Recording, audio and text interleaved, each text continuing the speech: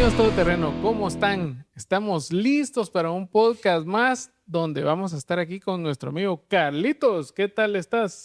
Muy bien, Eduardo, bendecido. Realmente cada semana es un gusto poder reunirnos contigo, con Pedrito, con los amigos todoterreno, para seguir aprendiendo y creciendo. La verdad es que hemos recibido llamadas, mensajes y ha sido de gran bendición.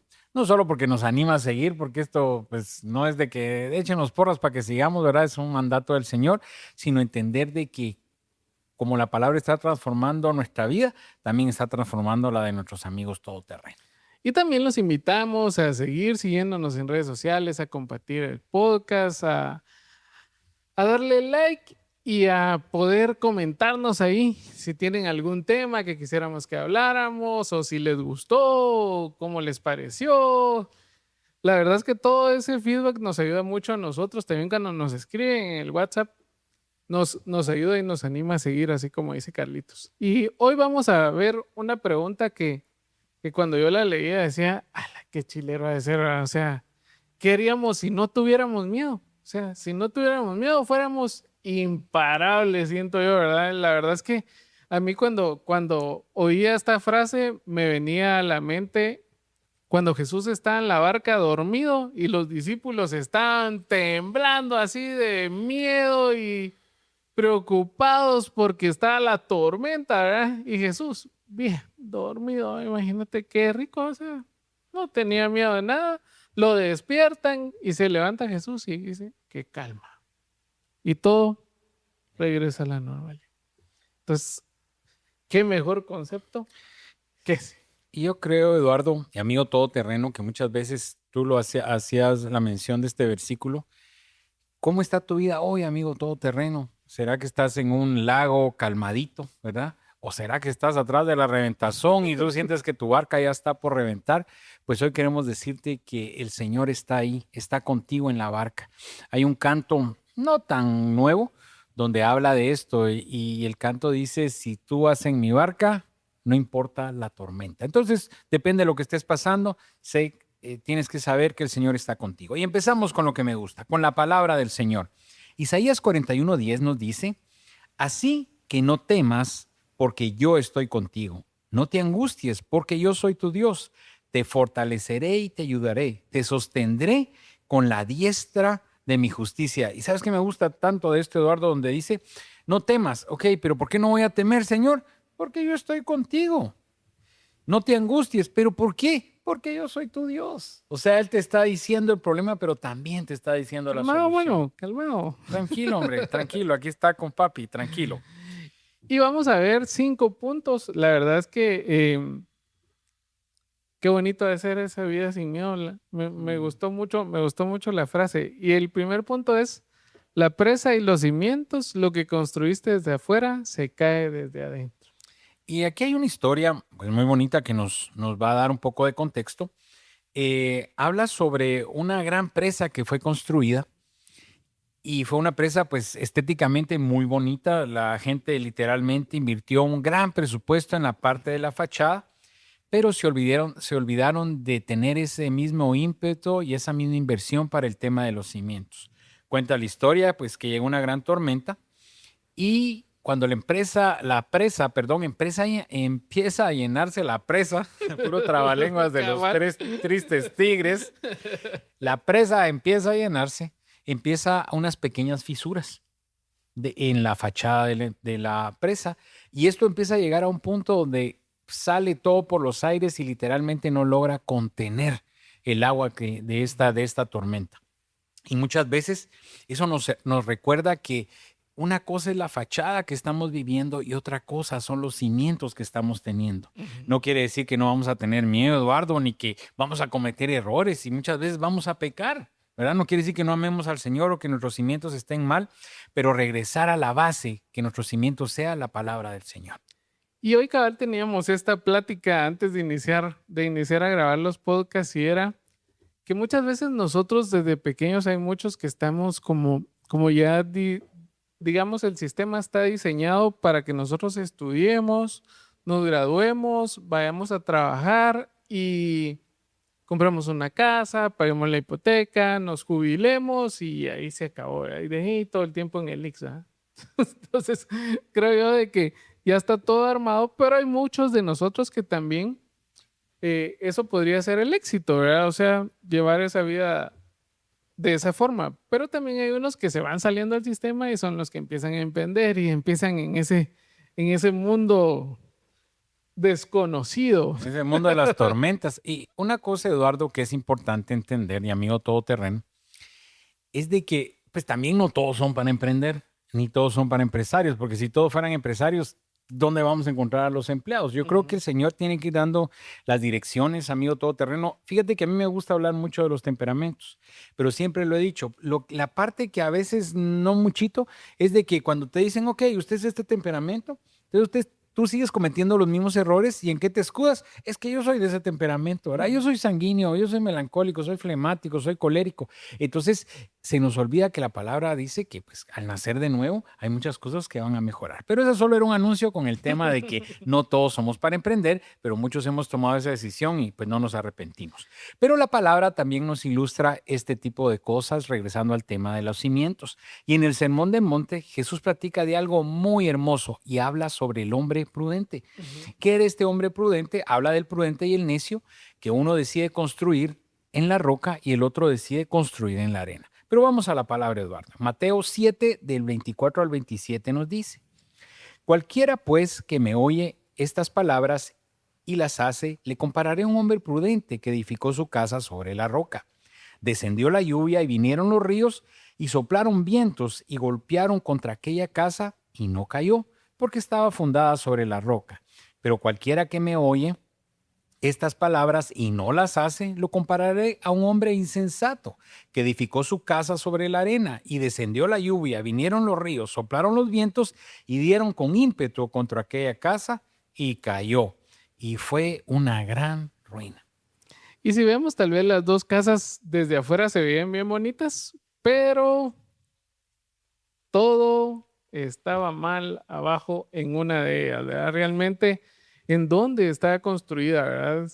Muchas veces nosotros podemos ver familias que se ven bien y todo desde afuera, pero viene la primer crisis económica y todo se tambalea, ¿verdad? Todo se puede acabar. Y en Jeremías 17, el 5 al 8 dice: maldito el varón que confía en el hombre y pone carne por su brazo y su corazón se aparta del Señor. Será como la retama en el desierto y no verá cuando viene el bien. Bendito el varón que confía en el Señor y cuya confianza es el Señor. Porque será como árbol plantado junto a las aguas, que junto a la corriente echará sus raíces y no verá cuando viene el calor, sino que su hoja estará verde y en el año de sequía no se fatigará, ni dejará de dar fruto. La pregunta hoy es: ¿dónde estamos plantados? Pues cuando nos imaginamos esta imagen del árbol plantado junto a aguas, que dice la palabra que no se agita con la sequía. Primero, Eduardo, que no te está diciendo que no va a haber sequía. O sea, te está diciendo que sí va a haber sequía. Porque van a venir tiempos difíciles. Sí. Recuerda que la palabra nos dice: en el mundo tendréis aflicción. Pero confía, yo he vencido al mundo, pero sí tendremos aflicción. El tema es a dónde están conectadas las raíces de ese árbol. En el caso de nosotros, si lo ponemos hoy día, ¿a dónde está conectada tu fuente cuando viene aquel problema económico, aquel problema familiar, tal vez el problema de salud, Eduardo, un diagnóstico que los que hemos tenido esa experiencia, yo no voy a decir si es buena o mala porque cada quien la ha recibido de diferente forma, pero recibir un diagnóstico inesperado, donde realmente no importa si tienes el recurso o no, sino que solo la mano del Señor puede hacer algo sobrenatural, ¿a dónde te estás conectando? Muchas veces la gente te ve por fuera, hace podcast, comparte, predica. Pero ¿dónde estás amarrado? ¿Cómo estás de sólido en las cosas del Señor? Y una pregunta importante, amigo todoterreno, que yo quisiera hacerte hoy, es de que tú dices que vas para adelante y que estás construyendo una vida o estás construyendo un negocio, una familia. Yo te invito a que tú repases y veas cómo están las raíces para que no vayas a estar construyendo sobre la arena. Y eso nos lleva al punto número 2, que es el miedo a la libertad. La jaula más peligrosa es la que no tiene barrotes. Yo cuando leía esto decía, pero si está hablando de libertad, ¿verdad? O sea, se supone que ya no vamos a estar amarrados a algo, ya no vamos a estar dependiendo de algo. Pero al final nuestra dependencia debe ser de Dios. Y muchas veces nosotros en esa salida a la libertad no queremos tomar las responsabilidades que conlleva también estar en libertad. O sea, no es así como gritaba el Mel Gibson de freedom, de libertad cuando fue la película, sino realmente es una libertad que hay que trabajar. Yo me enfocaba mucho en la historia del pueblo de Egipto, ¿verdad? Realmente ellos tuvieron el pueblo de Israel, ellos tuvieron, con Egipto, ellos tuvieron que dejar todo para poder buscar la libertad, ¿verdad? Y no fue una salida fácil, o sea, acuérdense que el faraón no los dejaba salir, que tuvieron que llegar las plagas, o sea, fue una salida complicada y esa búsqueda de la libertad también muchas veces a nosotros nos da miedo, así como le dio miedo al pueblo de Israel. Muchos de ellos en el camino decían, no, mejor ya no, cálmate Moisés. y de repente todo iba caminando. Entonces creo yo que cuando nosotros empezamos a vencer ese miedo, ahí es donde empezamos a tener ese respaldo del Señor. Y también tenemos que entender, amigo todoterreno, que pues el miedo va a llegar. Y los conocedores definen esto, Eduardo, como 4 estados de ánimo, que me gustó esta parte. Sí, cabal. Primero, bueno, y esto definitivamente son los 4 estados de ánimo de las personas que queremos, pero a veces no podemos cambiar, Sí, porque cabal. muchas veces uno quiere realmente, ¿verdad? Mejorar qué algunas bonito. cosas, pero tienes miedo. El primero es la indignación. ¿Qué significa esto? Es algo en mi vida que no está bien, ¿verdad? Entonces uno dice, bueno, tal vez es porque mi condición, cómo crecí, dónde estudié, qué sé yo. Y sobre todo que es culpa de alguien más, no es culpa nuestra, ¿verdad? Si yo hubiera estudiado en una universidad privada, tal vez me hubiera ido mejor. La segunda es la frustración. ¿Qué significa eso? Intenté cambiar varias veces, Eduardo, pero no puedo, ¿verdad? Ya uno baja los brazos porque no puedo. Después de la frustración viene la resignación. Pues ya no tiene sentido, ¿verdad? Yo nací para maceta y ¿cómo decía el dicho? Yo nací para maceta y del corredor no voy a pasar, ¿verdad? Una especie de conformismo, ¿verdad? Ya no queremos intentar nada. Y por último, la indiferencia. ¿Qué es esta? Pues me da todo igual, ¿verdad? Esto fue lo que se pudo hacer y esto es lo que tenemos. Que te soy honesto, no da un tinte malo, pero el tema es que si tú te valoras de acuerdo a lo que tú ves, pero ¿qué es lo que Dios está viendo en ti? Sí, la verdad, y ahí volvemos a regresar a la historia bíblica del pueblo de Israel, ¿verdad? Ya que habían salido, estuvieron en el desierto y todo, ahí en el desierto empezaron a leer que por qué los habían sacado de Egipto, ¿verdad? Ellos sabiendo todo lo que había pasado, ¿verdad? Vieron que el Señor abrió el mar para que pasaran, vieron que el Señor los cuidaba con una nube en el día para el sol y con fuego en la noche para darles calor en esos caminos. Y en Éxodo 14:12 dice, ¿no es esto lo que te dijimos en Egipto? Déjanos servir a los egipcios, porque mejor nos fuera servir a los egipcios que morir nosotros en el desierto. O sea, qué increíble esta situación, ¿verdad? Ellos preferían la esclavitud que conocer una libertad incierta. Y fíjate, Eduardo, que uno lo ve como la historia bíblica, pero yo lo he escuchado de personas que tienen un problema de alcoholismo que literalmente dicen eso. Déjame vivir en esta condición porque cuando estoy aquí siento mucha ansiedad y siento que me voy a morir. Mejor prefiero morirme alcoholizado. O sea, llegar a ese tema de resignación, Eduardo, yo creo que los que lo hemos visto de cerca realmente da como mucha pena. Pero hoy estamos no para juzgar eso, sino que para que nosotros sea otra condición. Esta gente prefiere vivir en esclavitud aparentemente tranquila que encontrar la libertad. Y no lo juzgamos, Eduardo, porque pues humanamente no queremos pasar los procesos. Volviendo a la persona alcohólica, dejar de beber químicamente, psicológicamente, todo es un rollo. O sea, Sí. van a pasar tiempos muy Hay un montón difíciles, de cosas. pero pasando esas etapas ellos van a poder encontrar su libertad. Y esto me impresionó mucho este comentario que hace el autor, Eduardo, donde dice que la esclavitud, dice mucha gente que está tan conforme que dice, es cierto, estoy en esclavitud, pero la esclavitud es predecible.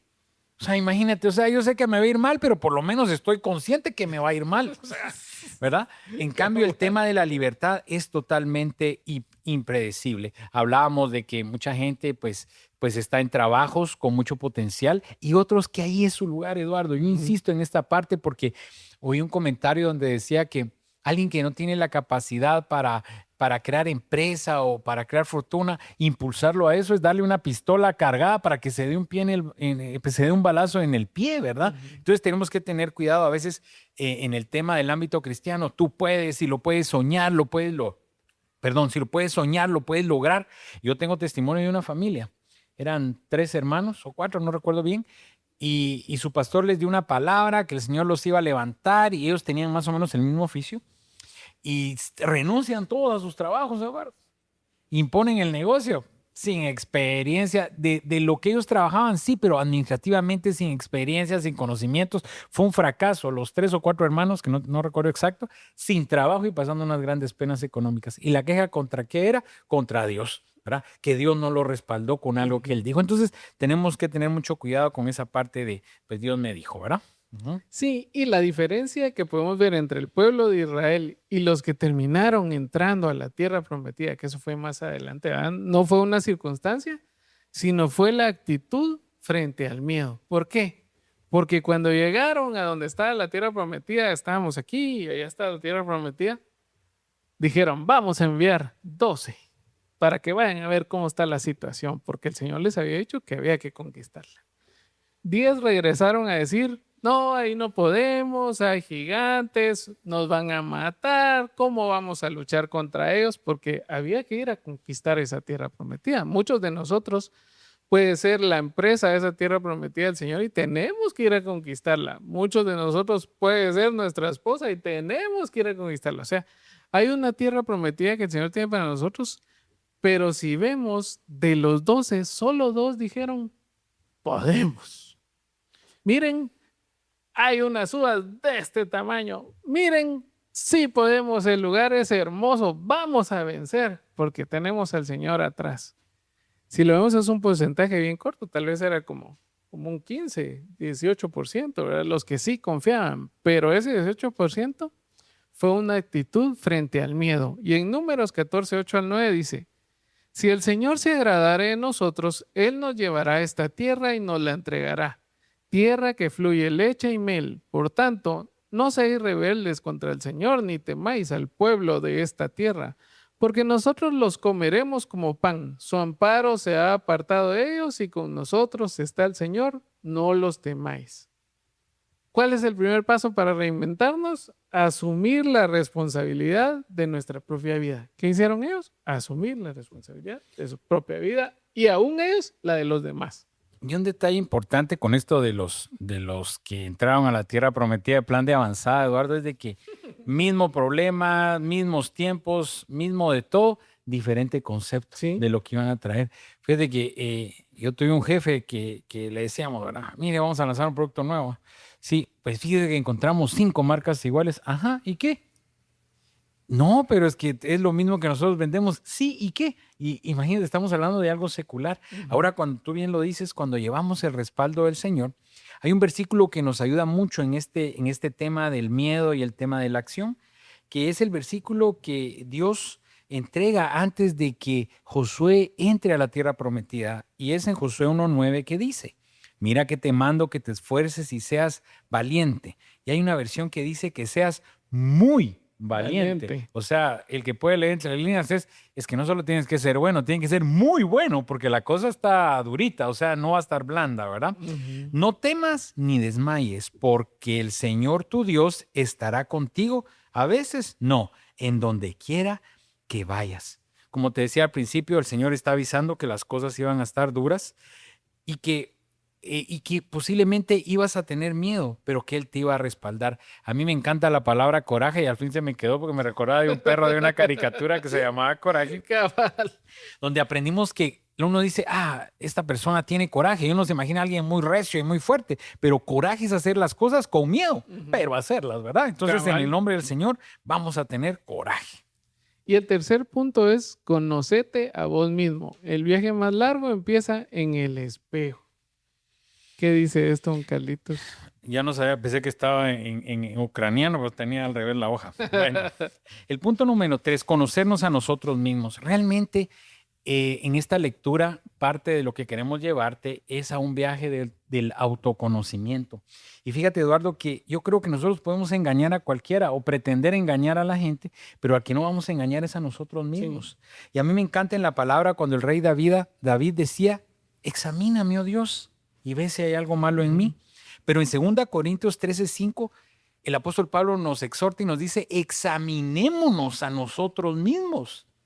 O sea, nosotros también tenemos la capacidad de ver, como de hacernos nuestro autochequeo. ¿Cómo estamos? ¿Cómo están nuestros cimientos? ¿Cómo está nuestra relación con Dios? ¿Cómo está nuestra fe? ¿O cómo están nuestros miedos? Entonces la palabra lo que nos lleva es a examinarnos para que sea el punto de partida, Eduardo. Yo siento que muchas veces, cabal, es esa forma en que nosotros nos vemos, ¿verdad? Hay una historia que cuenta de un muchacho que llegó llorando con su maestro porque el mundo le decía que no servía para nada. Y entonces viene el maestro y le da 2 monedas y le dice, necesito que vayas a la calle y mires cuánto te dan por estas 2 monedas. Eran unas monedas de oro, de plata, me imagino yo. Entonces él vino y empezó en la calle a decir, mire, les vendo estas monedas, y todos decían, no, andate para allá. Hubo uno que le dijo, va, te voy a dar 2 monedas, pues esas 2 monedas, pues, o sea. Y regresó con el maestro, y el maestro le dice, bueno, ahora necesito que vayas a la joyería. Viene él y se va con el valuador y le dice, le traigo estas 2 monedas para que me digan cuánto vale. El valuador las mira y empieza a ver, chicas, son del año 1900, y le dijo, mira, le dijo, te puedo dar $10,000, le dijo. Y si me dejas las 2, le dijo, y venís la otra semana a traer el dinero, te puedo dar hasta $25,000. Entonces él regresa con el maestro y el maestro le dice, tú eres como este anillo, una joya que solo puede ser valorada, como estas monedas, algo que solo puede ser valorado por un especialista. Entonces, ¿cuántos de nosotros no nos hemos valorado como realmente valemos? Yo siempre me ha gustado hacer esa pregunta de, ¿cuándo vamos a nosotros a aprender a vernos como Dios nos ve?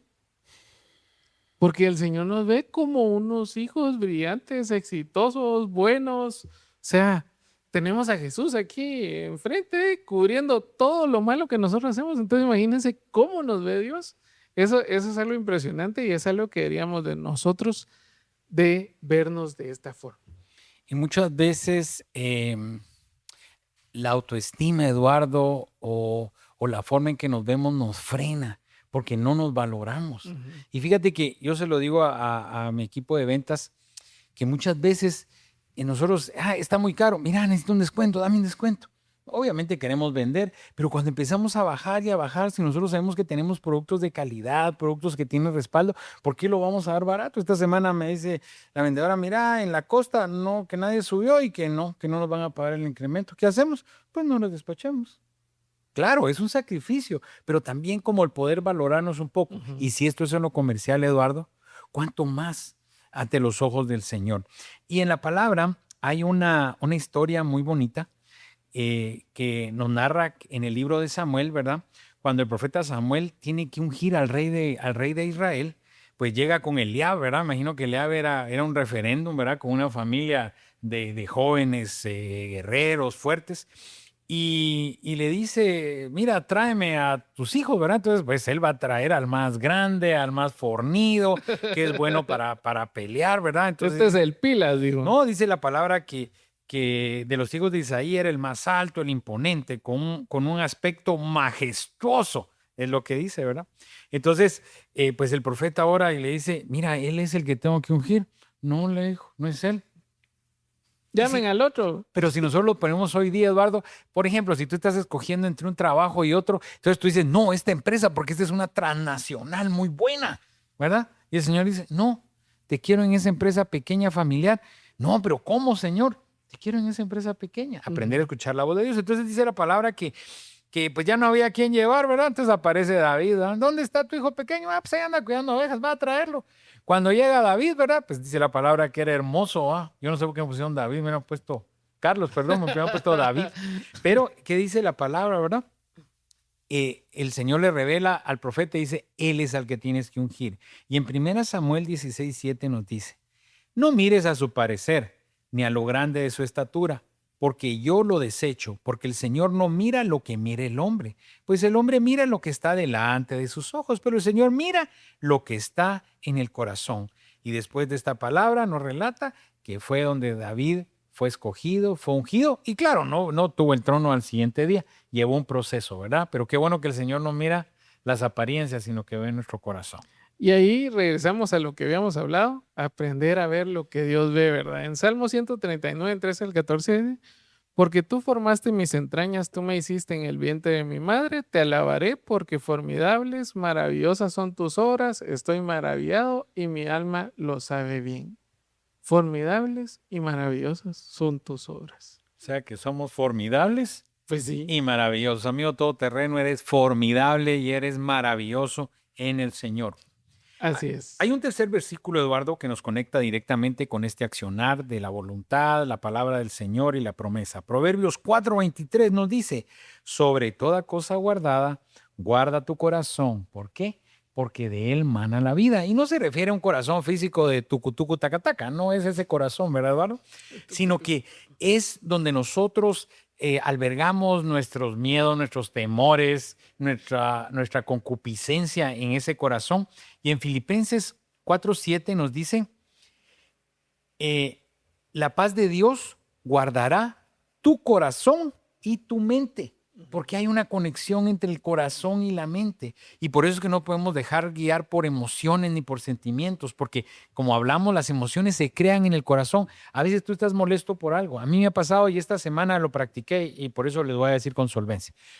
Le hablé a un proveedor, me da una contestación realmente molesta. Yo le digo, mira, necesito pues comprarte X cantidad, necesito mandar mi camión, son las, qué sé yo, las 8 y lo tengo libre para las 10. Y me contesta, con 2 horas no me ayudas en nada, avísame con tiempo. Y le estoy comprando producto y un montón, ¿verdad? Y yo me enojé, Eduardo. No pareciera, pero me enojo. Y yo así va, y borré. Así va, y borré.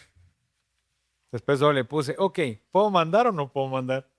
Y ya, y manda, y todo salió bien. Lo que te quiero decir es de que si nos dejamos llevar por emociones, ya está, ¿qué piensa? Taca, taca, y así es como nos pasa en nuestro hogar, Eduardo. A veces con nuestra esposa, con nuestros hijos, no controlamos esas emociones. Y a veces solo, ok, por ejemplo, no, es que no pasaste a hacer tal cosa. Y uno le avisó a la esposa que estaba bien ocupado, y después cuando llegas, y no pasaste. No pasé. Qué barbaridad. Sí, mañana voy a pasar, ¿verdad? Tratar de ser prudente porque el corazón es engañoso, dice la palabra. Y con esto pasamos al cuarto punto, que es el talento y la vocación. Lo que sos es lo que tenés para dar. Este punto, don Carlitos nos lo va a decir. Sí, bueno, pues es el cuarto punto, ¿verdad? Y aquí esta enseñanza pues se vuelve esperanzadora, podríamos decir, Eduardo. ¿Por qué? Porque tenemos que entender que uno nace con un talento único. El Señor te hizo, amigo todoterreno, de forma especial y tal vez se oye trillado, ¿verdad? Aquel rollo de que eran no sé cuántos espermas y tú llegaste y todo esto, ¿verdad? Pero literalmente es así. El Señor te hizo a ti con dones diferentes y a veces nosotros nos perdemos pensando en que, ay, Eduardo tiene don que el Señor le dio y a mí no me dio nada, o Pedrito es bueno para editar y yo no. Y nos perdemos en eso sin encontrar las cosas hermosas que el Señor puso en tu corazón, que quiere utilizarlas para su servicio. Y hay 3 cosas que sí queremos recalcar, que es primero, hay personas que odian lo que hacen. Segundo, hay personas que cumplen con lo que hacen. Y tercero, hay personas que aman lo que hacen. Si nosotros hiciéramos una encuesta y viéramos cuál de estas 3 es la que más tenemos todos, creo que sería la 2, que es cumplen con lo que hacen. ¿Por qué? Porque hay mucha gente que trabaja de lunes a viernes, sueñan con el fin de semana ir a descansar y el lunes, cuando ya va a empezar todo, el domingo en la noche empiezan a tener ya miedo del lunes y el lunes cansados empieza otra vez la cosa, ¿verdad? Entonces, empieza como un ciclo donde al final, o sea, tal vez no me gusta mi chance, pero cumplo. No, y esa parte, Eduardo, muchas veces yo me he encontrado con empleados y también patronos, pues, pero con empleados y mira, que quedarse un rato más, y yo, ¿por qué? ¿Y qué no? ¿Y este qué piensa, verdad? Yo sí puedo decirte con solvencia que cuando has sido un buen empleado y el Señor llega a tu momento y te hace a ti empresario, sientes la vida más suave y más cómoda. Porque la palabra dice que si en lo poco me fuiste fiel, ¿verdad? En lo mucho te pondré. Si no podemos ni siquiera cuidar el dinero ajeno, menos vas a cuidar el tuyo, Eduardo. Sí, cabrón. Si no puedes cuidar un vehículo ajeno que tú con cuidado para que no se lastime, menos vas a cuidar el tuyo. Entonces muchos tenemos sueños de empresa, sueños de emprendimiento, pero somos malos empleados. Y yo creo que el Señor pues va viendo esa parte y por eso, como te decía al principio, ¿verdad? No todos son para empresarios. Pero la palabra nos cuenta una historia muy linda que es la parábola de los talentos. En Mateo 25 cuenta la historia de un hombre que antes de irse de viaje le entrega los talentos a su siervo, pero hay una parte importante donde dice, les entregó según la capacidad de cada uno, que quiere decir de que todos tenían una capacidad, porque si no hubiera tenido capacidad, pues no les da. Pero dice acá, le entregó. Entonces, ¿cuál es la diferencia? Porque si vamos leyendo, dice que a uno le dio 5, al otro le dio 2, a otro le dio 1, ¿verdad? Los primeros 2, pues lo invirtieron, lo multiplicaron, producieron fruto. El tercero, que el que fue el que recibió un talento, dice que tuve miedo y lo enterré. Entonces digo yo, si él tenía la capacidad, porque la palabra te dice que él entregó algunas de sus capacidades, el problema del tercer siervo no fue la capacidad, fue la actitud. Porque la actitud de él fue, mejor lo entierro para que no pase nada. ¿Y cuánta gente hoy día dice, ay, no, yo mejor no me meto a problemas, porque no? Entonces, mira, Señor, ahí está mi familia, yo ni le hice daño, ni le hice nada, tampoco la ayudé, pero ahí te la entrego porque no fue cosa mía. Y en Mateo 25-24 literalmente dice, Señor, te conocía que eres, que fue la contestación del tercero. Señor, te conocía que eres hombre duro, que ciegas donde no sembraste y recoges donde no esparciste. Y tuve miedo y me fui y escondí tu talento en la tierra. Aquí tienes lo que es tuyo. Entonces tú dirías, ¿le robó? Te pregunto a ti, ¿el tercero le robó el talento al jefe? No le robó. Pero mira la respuesta tan severa en Mateo 25 del 26 al 28. Le dice, respondiendo su señor le dijo, siervo malo y negligente. Y no robó nada, solamente no hizo ni siquiera lo que le tocaba. ¿Sabías que ciego donde no sembré y que recojo donde no esparcí? Por tanto, debías haber dado mi dinero a los banqueros y al venir yo hubiera recibido lo que es mío con los intereses. Si hubiera sido hoy, le hubieran dado 10 quetzales de intereses, ¿verdad? No hay nada, ¿verdad? Quitadle pues el talento y dadlo al que tiene 10 talentos, ¿verdad? Entonces, la respuesta es tan severa y yo no quisiera que el Señor dijera eso de mí, siervo malo y negligente, porque solo estás haciendo lo que te corresponde. Sí. La verdad es que esta historia nos deja mucho que pensar porque realmente cómo estamos siendo nosotros con lo que Dios nos ha dado, ¿verdad? O sea, yo me pongo a pensar, cada uno de nosotros, el Señor nos ha dado talentos, hay algunos que somos músicos, hay algunos que somos buenos para las ventas, así como Carlitos, hay algunos que estamos en la parte creativa, o sea, cada uno de nosotros tenemos un talento que el Señor nos ha dado, pero muchos de nosotros ¿lo estamos poniendo al servicio del Señor o lo estamos metiendo abajo del colchón, verdad? O sea, realmente hacia dónde vamos. Y lo más importante es quedarnos con este último, ¿verdad? Que al final yo no sé si fue miedo o su conformismo a, bueno, mejor no me arriesgo o mejor me puede matar hasta este señor si no le cumplo, si pierdo su dinero, ¿qué voy a hacer? O sea, si vemos los primeros dos se arriesgaron. O sea, si ellos multiplicaron el dinero era porque tenían que arriesgarse antes de multiplicarlo. Este ni siquiera llegó a eso, ¿verdad? Lo único que dijo, bueno, lo voy a guardar y espero a que venga. Así le vuelvo su pistillo. Entonces creo que mucho de eso es qué actitud tenemos nosotros ante los talentos que el Señor nos dio. Y yo creo, Eduardo, que si nosotros podemos resumir una palabra para un talento genuino, tendría que ser el entusiasmo. Y me gustó la etimología de la palabra porque dice que la palabra entusiasmo viene del griego enteos, que significa literalmente con Dios adentro. O sea, no es una emoción ni el chico alborotado, ¿verdad? Sino que cuando tú sabes que tienes al Señor adentro, como leíamos anteriormente, cuando el Señor te dice, mira que te mando que te esfuerces y seas valiente y que vayas y que conquistes, cuando tú sabes que tienes ese respaldo, es un talento genuino que el Señor te va a dar la victoria. Así es. Y hay un versículo que es como nuestro cierre, que es Efesios 2:10, que dice, porque somos hechura suya, creados en Cristo Jesús para buenas obras, las cuales Dios preparó de antemano para que anduviésemos en ella. Entendamos que somos hechura del Señor, creados para buenas obras, que desde antes el Señor ya sabía cómo íbamos a hacer, Él fue el que nos creó, dice que nos conoces del vientre de tu mamá. O sea, ninguno de nosotros ha sido improvisado, aunque nos digan, salió. Fue un día el cariño. Sí, cabal.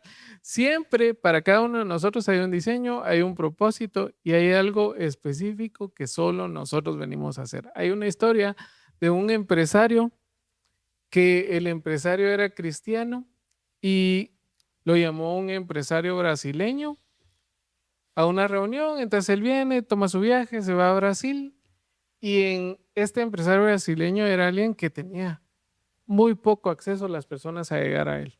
¿Qué fue lo que pasó? Él tuvo una reunión de 1 hora y se dio la ocasión de que él le hablara al Señor y este brasileño aceptó.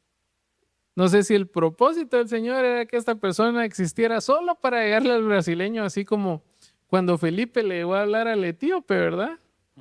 Del Señor, y gracias a eso, pues, esa región de África conoce al Señor.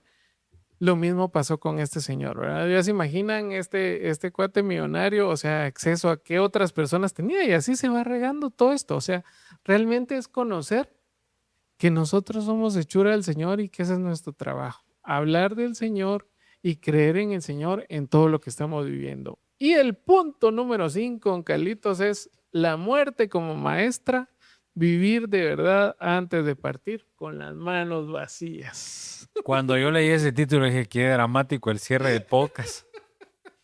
Pero vamos a tratar de darle el enfoque que realmente tiene, ¿verdad? La muerte como maestra. Y la pregunta que te hago, amigo todoterreno, y nos lo hacemos nosotros, ¿realmente qué van a decir en nuestro funeral? Aunque yo lo he experimentado en todos los funerales, hablan bien del difunto, ¿verdad? De la difunta, o sea, que era una gran persona, que yo no así dice, bueno, ese no era mi amigo, dice este es otro difunto, ¿verdad? Bueno, pero realmente que el día a día no nos robe y que ese legado, tal vez la palabra, Eduardo, es qué legado es el que estamos dejando a nuestra familia, a nuestros hijos. Si nosotros muriéramos hoy, ¿qué pasaría realmente, verdad? No sé si tú lo has experimentado, y amigo todoterreno, cuando uno sabe que va a salir de viaje, yo no sé por qué uno espera todo, ¿eh? Te vas a ir de viaje un sábado, ¿eh? Pasaste de lunes a jueves pajareando y el viernes en la tarde te agarra la pena que vas a ir de viaje y tienes que hacer esto y te vas de viaje y pensando en que tal vez no todo lo dejaste bien.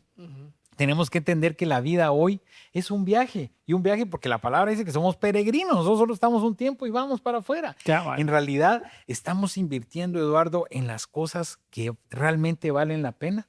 Y claro, es un balance, porque mucha gente dice, sí, la familia, por supuesto, pero hay que trabajar también, porque si no, ¿con qué mantenemos a la familia? La palabra dice que el que no provee a su casa es peor que el que niega la fe. Es un tema de balances, Eduardo, pero en realidad prioricemos, y amigo todoterreno, en qué estás invirtiendo tu tiempo, en qué estás invirtiendo tu dinero.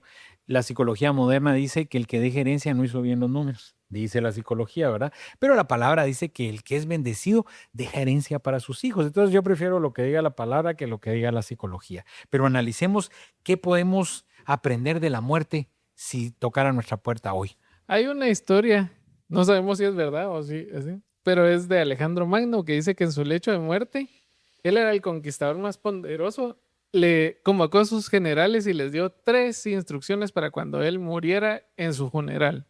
La primera era que quería que su ataúd lo cargaran los mejores médicos del imperio para recordarle a la gente que frente a la muerte nada tiene el poder de curar.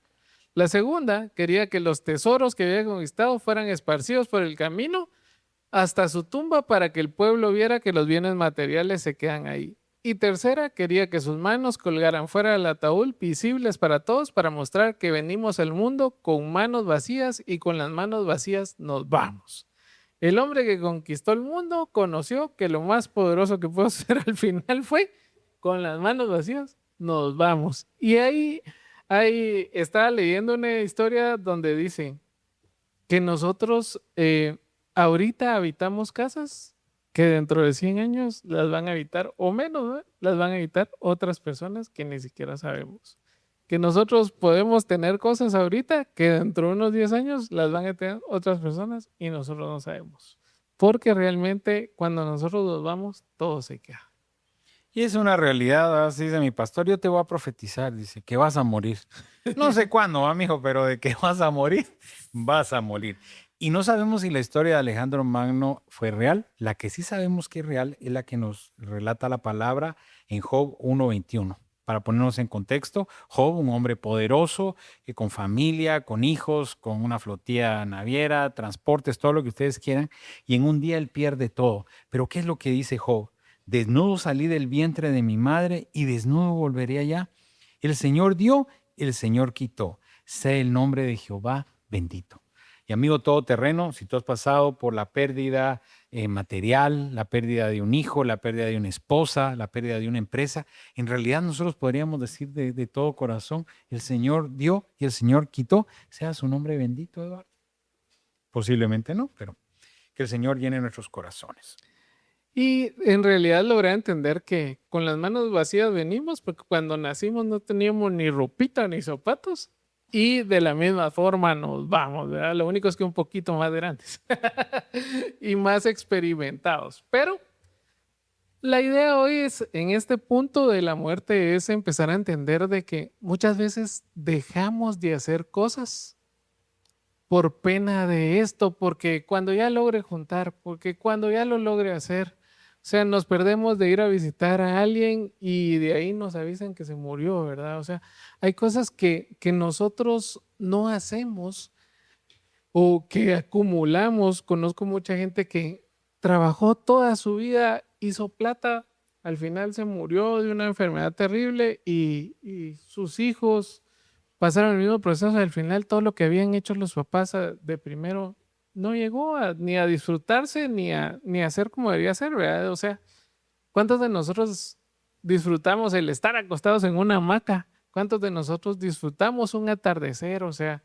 eh, digo yo, empezar a disfrutar esas cosas pequeñas de la vida o hacer esas cosas que teníamos, ¿verdad? O sea, yo me impresioné una vez que llevamos a alguien de la oficina, o sea, lo llevamos a un convivio, a una casa en el mar y nos dijo, yo no conozco el mar. Es la primera vez que ven. Entonces, que el Señor nos permita hacer esas cosas y dejar de acumular tantas cosas, porque lo que necesitamos nosotros es hablar del Señor, llevar gente al Señor. Creo que eso va. Y aquí el mejor consejo viene de Eclesiastés 9:10, que dice, todo lo que te viniera a la mano a hacer, hazlo según tus fuerzas, porque en el Seol, donde nos vamos a morir, a donde vas, no hay obra, ni trabajo, ni ciencia, ni sabiduría. ¿Qué significa? Cuando nos moramos, ya no va a estar todo lo que creemos ahorita. Decía un amigo, ya muerto, ¿para qué quiero la vida? Decía, ¿verdad? Pero bueno, para ir cerrando, Eduardo, yo quiero hacerte unas preguntas, amigo todoterreno. Si la muerte tocara a tu puerta hoy, último día consciente, ¿estarías satisfecho como viviste? ¿Con lo que diste, con lo que fuiste, con las personas que elegiste ser cuando nadie te estaba mirando, tú en tu intimidad? Santiago 4:14 lo dice de una forma especial. Cuando no sabéis lo que será el mañana, ¿qué es vuestra vida? Ciertamente es neblina que se aparece por un poco tiempo y luego desvanece. Aprovechemos el tiempo, no te quedes con ese te quiero, con ese te amo, no te quedes con esa emoción o ese sentimiento que tenías que haber dado algún aporte económico, haber dado un abrazo, haber dado ese tiempo, porque la palabra es clara y es como la neblina. Y con esto cerramos, amigo todoterreno. Terminamos con Timoteo 2 del 4, segunda de Timoteo 4 del 6 al 8. Yo ya estoy para ser sacrificado y el tiempo de mi partida está cercano. He peleado la buena batalla, he acabado la carrera, he guardado la fe. Por lo demás, me está guardada la corona de justicia, la cual me dará el Señor, pues justo en aquel día, Y no solo a mí, sino también a todos los que aman su venida. ¿Quién dijo esto? Pablo, una persona que vivió en la abundancia, que vivió persiguiendo cristianos, que vivió con mucho poder, pero luego el Señor cambió su vida total y Él la entregó de lleno. A mí me admira mucho que él, estando en la cárcel, engrietado, estuvo cantándole al Señor esa famosa historia de Pablo y Silas, donde hubo un terremoto y pudieron salir. Si nosotros lo vemos, el temor a la muerte, él lo perdió. ¿Por qué? Porque había algo más grande que había encontrado en su vida. Me encanta, Eduardo, y lo repito, he peleado la buena batalla, he acabado mi carrera con gozo. ¿Y qué es lo que nos espera? La corona. Yo siempre lo digo, parece broma. Yo después de saludar a la Trinidad, me voy a saludar a Pablo y a abrazar. Que el Señor nos dé esa fortaleza para seguir adelante. Y recordemos, amigo todoterreno, que no es por lo que somos, sino por lo que mora dentro de nosotros. Gracias por tu atención.